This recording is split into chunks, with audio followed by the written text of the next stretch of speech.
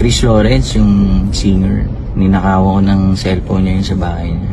About the video that's going around, yung kay Alvin. Sa mga gustong makinig lang ng story time, ito yung totoong kwento nun. So the year's 2006, gusto namin lumabas ni JR nung gabi na yun. We went to the Tomas Morato area. Guys, this is 20 years ago, okay? We went to the bar, bought some drinks, may mga nakilala kami mga tao. Kasama si Alvin dun. Nagpakilala nga siya na he's part of Starstruck daw. And we were all drinking, kwentuhan. Okay, balik tayo sa kwento. So we're at the bar, nakilala ko si Alvin.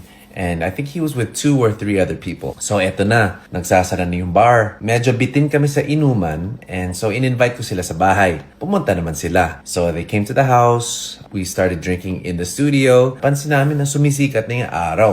Pack up na and umalis na sila. Eto na. When I was going back to my room, I noticed that nawawala cellphone ko. Hanap ako ng hanap. Wala nga ni. Tinawagan ko yung isang friend niya. And I was like, hey, have you guys seen my cellphone? Sabi nila, wala. Wala daw sila nakitang cellphone. Ganyan. For me, nakakapagtaka. Kasi hawak-hawak ko naman dun sa studio. And 4 lang naman kami. Talagang it's weird. So I think na-guilty yung isang friend niya and tinawagan niya ako. And inamin na si Alvin nga kumuha. And I was like, dude, why would you do that? Why would you steal from me in my own house, bro? That's so disrespectful. So long story short, nagsorry siya. And honestly, my fists were balled up.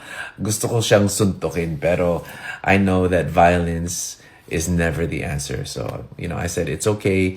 Medyo binibigyan ko pa rin siya ng attitude. Understandable naman kasi ninakawan nga niya yung cellphone ko. But that was 2006. That was a story of that. I know he's in a better place now. I know he's Christian and alam ko naman mabait si Alvin. So, ikaw kasi Alvin, kinalimutan ko na yun. Pinaalala mo pa.